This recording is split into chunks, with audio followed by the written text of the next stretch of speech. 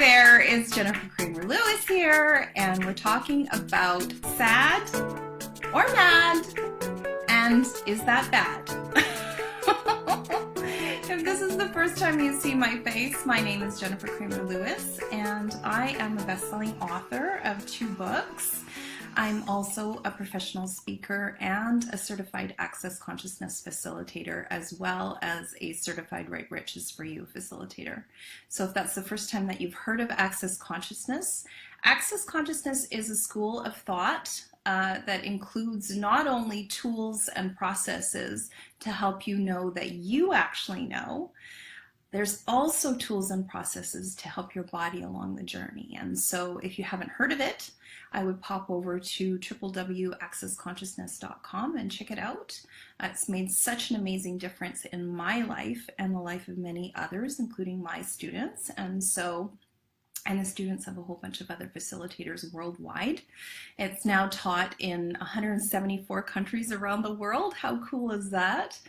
And so the impetus for today is I sent out a survey to some of my clients asking them, hey, what would you like to actually create in your lives? And someone sent a survey back and said, you know what, I've been taking classes and doing a whole bunch of different things in my life, and I just can't seem to get out of sad. Not that that's funny, it's just like, wow, you try so hard to change your life, and you take classes, and you do a whole bunch of things to try to create something different in your life. And what if you just can't? Is that bad? So I thought to myself, well, what kind of facilitation would I offer somebody like that? And one of the things that I thought was, how many myths are there? How many myths are there with, getting rid of sad or getting rid of mad? And the first one that I thought of was, I totally remember having somebody tell me to suck it up. Suck it up, buttercup is what I used to hear. And if that's something that somebody said to you, did that actually make you feel better? Or did it just make you want to punch them in the face? Or did it make you want to run away crying? So it depends on whether you were in the fight part of fight or flight or the flight part of fight or flight. So having a look at that. What does sucking it up really do for anybody? My first impression is that it actually causes a whole lot of disease. People who are fighting their feelings and trying to suck it up, for the sake of their family, for the sake of their work, for the sake of their friends, pretending that they're not feeling what they're feeling because they're trying to suck it up. And this might actually just be a Canadian thing, but I'm welcome to welcome to facilitation on that. So that was something I heard a lot growing up, was that I needed to suck it up. And so if you heard that too, well, congratulations. So when somebody tells you something, here's the tool part. So when somebody says something to you, it's actually just a projection. And so if you've never heard that term projection, it's basically what they would say to themselves if they were acting like you're acting. So not only is it a judgment, it's also a projection. And so when you think about somebody saying something obnoxious to you, what you can do is go, wow, that is such a projection. You can say it in your mind, or you can say, wow, that is such a projection. Read between the lines. And just sit with that. You're like, wow, all of the projections, everywhere somebody's projected that on me, that I need to suck it up. Yeah. So what if you just let that go? What if you let go all of the projections that anybody ever said to you, everywhere you needed to suck it up? Just let that drop off your body. And how cool is that? Yeah. So all of the projections, what if you could just let them go? And I'm asking twice on purpose because some of the projections didn't come off. I can feel it. So have a look at that. And so what's myth number two? I'd like to talk to you about myth number two. Myth number two is there is an appropriate amount of sad. And after that, you need to stop it. So how funny is that? So what is appropriately sad? And what is inappropriately sad? And how fun is that? So I had a client, well, she's still an ongoing client, and she married the love of her life, and they had kids and a beautiful life together. And he's a big bear of a man, and she always thought he would be around to protect her and look after her and love her, and till death do they part. And of course, it never occurred to her that that would happen when she was like 46 years old. Not cool in her world. And so what about if the love of your life dies? What is an appropriate amount of sad for that? And what if you didn't have to know what the appropriate amount of sad is? And so again, the appropriate amount of sad is a projection. And also there's another tool, if you haven't heard of this one, called interesting point of view. So, for every projection that comes at you that you should behave in a certain way, or you should act a certain way, or there's an appropriate amount of sad or an appropriate amount of bad or mad, it's just an interesting point of view. And so not only are there projections that other people put on us, we have projections on ourselves, and those are called expectations. So what expectations do you have of you with regards to being sad or mad? And how much of the sadness is actually resistance of you? And so just tap into that. Like if you actually allowed yourself to be sad rather than resisting you, then what would happen? And what if you have to just like, okay, I'm quitting my life for the day. I'm just going to be sad today. And then you watch an appropriately sad, I'm going into the tool part. So one, interesting point of view, that you have that point of view, that there's an interesting, or there's a specific amount of sadness that you're allowed to feel. That's appropriate. And then what if you just actually allowed yourself to have a whole day of feeling like crap?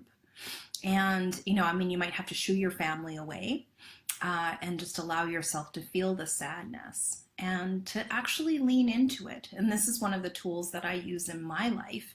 If I am feeling sad, I haven't had the world's best life.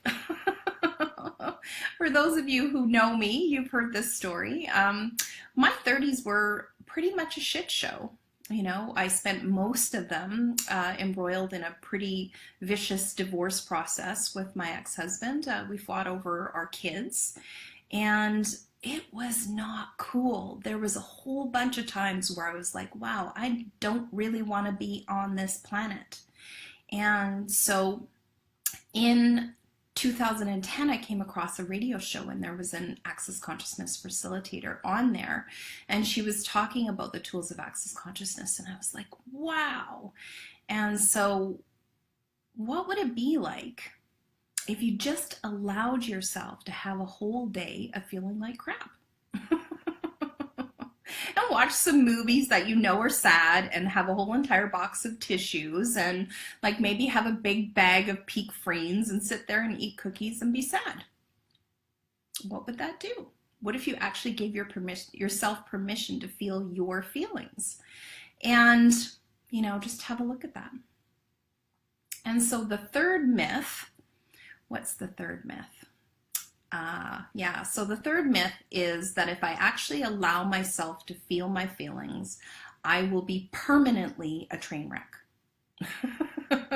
So true. If you actually allowed yourself to feel your feelings, would you be permanently a train wreck? Or would they just actually get felt and processed? And so I'm going to leave you with this. if you actually allowed yourself to feel your feelings and be a train wreck and be willing to have other people project at you, wow, you're such a train wreck. You know, stop feeling sad. You know, you're a young widow. You can always at least. So if people are at leasting you for your feelings, that's also a projection. So have a look at that. And just be. What if you allowed yourself to just be? And that was one of the things that I didn't know when I was going through all of that, you know, messy divorce and fighting over kids, was that I could just be myself and that would be okay. I was trying to be so perfect all the time. I wanted to be a perfect mother and a perfect employee. And I thought the reason why my marriage didn't work out was because I wasn't a perfect wife. And yeah, so all of the expectations and projections that you have of you with regards to how you're feeling, what if you could just let those go? Would that be okay? And just have a look at that. You know, just tap into your feelings and be like, wow, yeah, some things don't actually work out the way that you expect them to. And would you be willing to step into the feelings so that you can go on the other side of the feelings? And so some of the tools of Access Consciousness that you can use if you're feeling like this, there's an energetic body process called the bars, and it's just light touch on the head, and it helps sort of almost defragment your brain. So, you know, if you've got too many computer programs open in your brain and, you know, too many tabs open on your brain browser, what happens is it slows things down and it also amplifies the feelings that you're feeling. It's not that you shouldn't be feeling feelings. Of course you're going to feel feelings, but they don't have to actually stop you in your track. You don't have to have that little tickety, tickety, tickety thing waiting for your next program to open up. And so the bars really helps with that. Access Consciousness also has tons of body processes. And so if you go to a facilitator who knows how to do the body processes, there's really a lot that can help with the body. And so if you've had, like I had, a pretty traumatic stretch of your life, the body processes help the body get rid of those traumas. And so I had, if you check on my Facebook, I guess a couple, 3 days ago, I had a post on there talking about the scientific proof that trauma that we've experienced gets sort of sucked into our body, and unless we do something about it, we can get stuck in sad. Like I've noticed with my clients that there is an addictive component of being sad. And there's a book called Messages in Water, if you've had a look at that. And so, you know, it says, you know, in layman's terms, obviously, that the highest frequency that the body experiences is the one that gets to rule. And so if you keep going home to Sadville, then that's the frequency. And so what would it be like for you to have the frequency of like fun in your life every day, and the frequency of joy, and the frequency of expectation of having a really great life? And that's not to say that that's something that you can just snap out of or suck it up and it shows up. It doesn't. So there is a doing process of getting yourself out of sad too. And, you know, I mean, this is turning into a bit of an infomercial for Access Consciousness, but, you know, feel free to put some posts in the comments. I will answer every single post. And I've got a couple of invitations for you. So one of them is every week on Monday, that's tomorrow, wherever you are in the world, I go live on Audacious Ask. And so if you look, I'll put it in the comments. And there's an hour of facilitation there. So the first 5 people on the call get one-on-one facilitation with me. And so normally my sessions are $500. And so these sessions that you get on Audacious Ask are complimentary. And people are really, really having fun. This last week, a lady jumped on and she said things are really changing in her world. She hadn't been on a date in 3 years, and she went out on a date with somebody and had an amazing fun time. And so that was really something different for her. And another person on Audacious Ask, She's starting to get some international recognition for her artwork, and she's a very talented artist. And this is something that she just decided to do recently. And so that's super exciting. And people are really changing things. And that's one of the things that I love about what I do, is being the person who asks the questions that help people become more aware that they actually do know, that they know what's right for them. And so that's what these tools of Access Consciousness do. They're empowering tools that people can pick up and use or not pick up and use. It doesn't matter what your faith is. If you have a particular religious practice that you want to keep on practicing, then great. If that adds to your life, keep doing it. And that's another thing. When you're sad, are you including, this is a bonus tip, what are you adding to your life on a daily basis? And so here's the last thing. My homework for you is, if you're interested, I'd love for you to jump on Audacious Ask this week. That's tomorrow. So I will leave a link in the comments. And I would love for you to make a list of 100 things that you would love to experience before you turn 100. And who cares what's on it? And then have a look and ask your body, hey body, which of these things would we like to do? And start making plans. I think, well, in fact, I know that my clients who have experienced grief and depression really do need more things that they're adding to their life. And when they're in the frequency of sad or mad, that's difficult. And so that's a daily practice. And so sometimes working with a coach works. And so this is not really an infomercial for working with me, but I do have some space on my calendar for discovery sessions.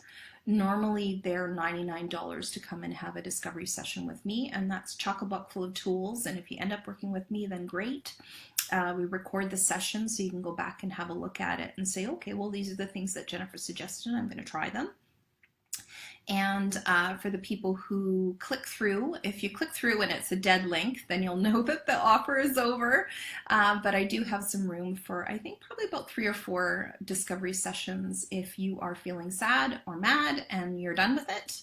I would love for you to click through and have a look, and yeah, come and chit chat with me. Otherwise, yeah, just have a look at this.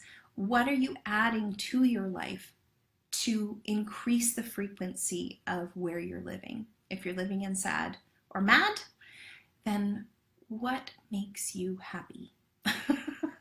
Go do that.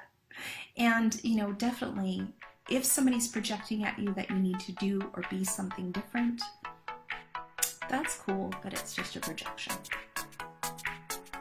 And my name is Jennifer Kramer Lewis, and that has been Sad, Mad? Is that bad? And we'll see you again on the next recording.